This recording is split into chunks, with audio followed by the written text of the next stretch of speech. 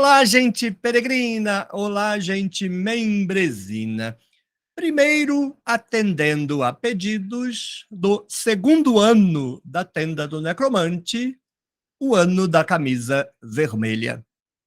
Vou responder a uma questão do Antônio Dantas, que, por sua vez, reage me questionando, no sentido de fazendo uma questão, a conteúdo de vídeo aqui da tenda do necromante. Eu gosto muito quando um vídeo gravado ou uma live suscita um questionamento por parte do peregrino que o faz de modo elegante, de modo educado, de modo cortês. De vez em quando tem uns jumentinhos de presépio que só sabem dar coice. Eu compreendo porque as pessoas dão o que têm. Antônio Dantas, 3167. Vamos jogar no bicho. 3167. Professor, por que seria uma escravização ainda maior o fato de gays interpretarem a Bíblia de forma a legitimar a homossexualidade? Não seria uma inclusão no plano da criação monoteísta? A reação do Antônio Dantas se dá em face de eu ter, em determinado momento, em determinado vídeo, ele não fez aqui referência ao vídeo, mas é ao vídeo a que está vinculado o comentário dele, que eu pensei no momento de responder. Então eu disse que os homossexuais, gays, lésbicas e todos os demais indivíduos inseridos no padrão não cis de qualquer modo, não deveriam envidar esforços no seu processo de emancipação de fundamentar a sua condição na Bíblia. A maior parte dos cristãos, e agora com respaldo do divino STF, podem expressar pensamentos homofóbicos no púlpito. Agora é lei, se eu me comportar de modo homofóbico, eu posso ser processado. Homofobia agora é crime. Mas um pastor não. O STF disse que pastor pode expressar homofobia, provavelmente porque Deus é homofóbico. Então, como um pastor obedece a Deus, Deus é homofóbico, então um pastor pode ser homofóbico. E eu não entendo qual é a razão para que um pastor possa expressar discursos homofóbicos no púlpito, enquanto o cidadão comum não pode. Então eu disse, o gay tem que se lixar para a Bíblia. Dane-se se a Bíblia diz ou não diz que ser gay é uma condição de pecado. A Bíblia condena a injustiça e a igreja foi injusta em todos os seus 2000 anos e ninguém está se lixando para isso. Condena, inclusive, a usura, e o cristianismo é capitalista da próstata ao fio de cabelo, da próstata ao dedão do pé.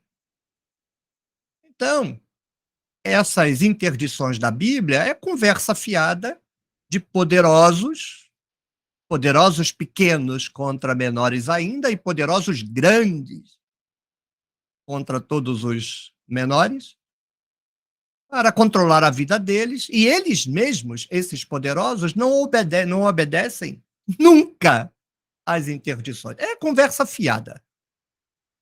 E quando um gay que toma consciência da sua condição, seja um homem, seja uma mulher, genericamente,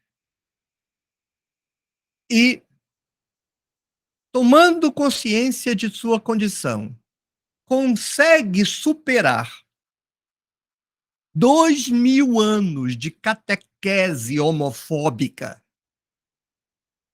o que então é uma libertação. Ele conseguiu, contra a exegese, contra a igreja, contra a doutrina, contra a teologia, contra o Deus da igreja, se insurgir contra a imposição psicológica de olhar para si mesmo com nojo. Muitos gays olham para si mesmos com nojo porque reconhecem sua condição e não aceitam a sua condição porque a igreja e a sociedade não aceitam. Mas há um grupo que conseguiu um certo grau de emancipação e estava pronto para dar o salto, libertar-se desse covil teológico. Mas não. Eles colocam a cabeça de novo no tronco e pedem que as algemas sejam colocadas. Para eles, só é legítima a sua condição porque a Bíblia permite. Não há nada de errado comigo, a Bíblia permite.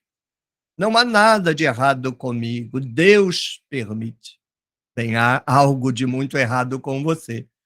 Você precisa fazer com que a Bíblia autorize você ser quem você é. É uma prisão. Antes, ele não tinha consciência de si. Antes, ele era uma pessoa que desenvolveu a sua psique, a sua identidade, a sua cosmologia, a sua cosmovisão pela catequese, pela Bíblia, pela igreja, por Deus.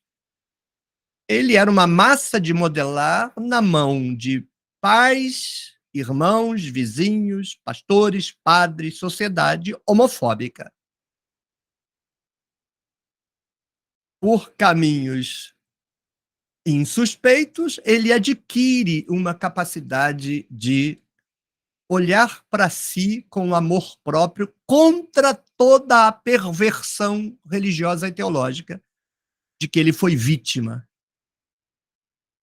Mas aí o que ele faz? Ele não consegue se dar conta que o livro que ele quer usar para legitimar a posição dele é o instrumento de controle das pessoas. E nessa pseudo-libertação, ele é aquele escravo, como diz no texto bíblico, que pede ao seu dono que lhe fure a orelha porque ele não quer se libertar. Vejam, é óbvio que ele vai fazer uma transgressão da tradição dele. Antes, ele reconhecia que a Bíblia, que Deus condenam a homossexualidade. No máximo, ele vai naquela hipocrisia homilética de que Deus condena o pecado, mas ama o pecador. Isto é hipocrisia na boca de qualquer um. O pecador vai para o inferno, não o pecado. O pecado é uma abstração. Essa pessoa era vítima da instrumentalização desse livro. Esse livro, essa tradição, este grupo teológico, fomenta uma leitura homofóbica das pessoas e reduz essas pessoas a uma visão negativa de si mesma. Porque ele se liberta, tem força para se libertar desta visão imposta de autonojo. Pelo contrário, ele agora se olha com orgulho, veja, orgulho gay, porque ele precisa pôr o pescoço de novo dentro das páginas daquele livro. É porque, no fundo, no fundo, no fundo, o máximo que ele consegue fazer é uma separação entre o que fazem com a Bíblia e com Deus, e Deus e a Bíblia de outro lado. Ele faz uma abstração, ele mantém Deus e a Bíblia, e mantém a sua autoimagem, a sua dignidade, fundamentados nesse suposto Deus e nessa suposta Bíblia, que existiriam fora do sistema. É uma abstração. É um jogo psicológico, um jogo político de todos os que fazem isso, que, de um lado, é resultado de um início de processo de emancipação, por outro lado, aponta para a interrupção do processo. Não querem largar Deus. Precisam do espaço. Precisam dos pastores. Precisam da Bíblia. Precisam de Papai do Céu. E mesmo sabendo que, ainda que ele leia a Bíblia autorizando a sua condição, 99% daquele povo olhará para ele com nojo e desdém, ele faz de conta que está tudo bem. Ah, não tem nada bem. E a decisão do STF em permitir que pastores sejam homofóbicos, que pastores se pronunciem no púlpito em nome de Deus contra a homossexualidade como se fosse um pecado imperdoável, me parece prova retumbante de que não está nada bem, nunca esteve bem, e não há vestígio nenhum de que ficará bem no médio prazo, quanto mais no curto prazo. Uma vez eu participei de um congresso lá no Rio, eu fui ao congresso apenas para ouvir o pastor de uma igreja inclusiva. Era o início do surgimento de igrejas inclusivas, igrejas que aceitam como membros batizados homossexuais. E então eu fui apenas para ouvi-lo. Não queria ouvir mais ninguém, queria ouvir o pastor. Cheguei, sentei no banco e ele fez a apresentação dele. Se você tirasse a valorização, a positivação da condição homoafetiva, mas eu julgo que ouvi de modo condescendente, porque em momento nenhum ele disse que não tinha problema nenhum na homossexualidade, nunca disse. Na palestra dele, ele não disse. Tirando, então, o fato de que aquela comunidade recebia, acolhia, sem julgar, mas por que sem julgar? Os candidatos a membros em condição homoafetiva, de qualquer natureza, a conferência dele era de um pastor fundamentalista como outro qualquer. Eu não perdi a viagem, quando ele terminou a palavra, franquearam o microfone e eu falei para ele: eu estou frustrado, imensamente frustrado. Ele arregalou os olhos. Eu vim achando que ia ouvir uma pessoa e estou ouvindo outra. Eu não vejo diferença nenhuma no seu discurso. A sua teologia é teologia igualzinha à das igrejas que não aceitam gays. A única diferença é que a sua aceita gay. Aí ele falou: não, mas é isso mesmo. É exatamente. Não entendo por que você vê isso de modo surpreso. O que você queria que fosse? E eu entendi. Eu entendi. Não é libertação, coisa nenhuma. Agora, pelo menos aquela comunidade constrói um espaço onde o gay vai, sabe que ninguém vai ficar olhando para ele com nojo, não porque a condição homossexual não seja passível de ser olhada com nojo, mas é que aquela comunidade não julgará, mas o pecado permanece lá. É, eu acho que um gay deve dizer qual é o problema do sexo gay. Porque a Bíblia não, se você usar a palavra Bíblia na resposta, eu me levanto e saio daqui.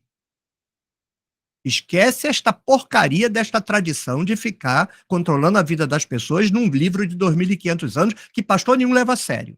Só da boca para fora do púlpito. Qual é o problema com a condição gay? Não pagam impostos? Então, eu só estou sendo um pouco rigoroso na minha leitura, mas a despeito de compreender, para um gay, crente, fundamentalista, conservador, porque vocês acham que o gay vai ser esquerdista só porque é gay? É melhor ele estar numa igreja em que ninguém vai ficar olhando para ele e cuspindo no chão, ainda que pouse sobre a cabeça dele o olhar teológico de alguém fora da curva, um estranho, do que ele ficar numa igreja autorizada pelo STF a dizer: gay está em pecado. Mas só arrumou um lugar confortável no mundo muito sórdido. Isso eu não recrimino.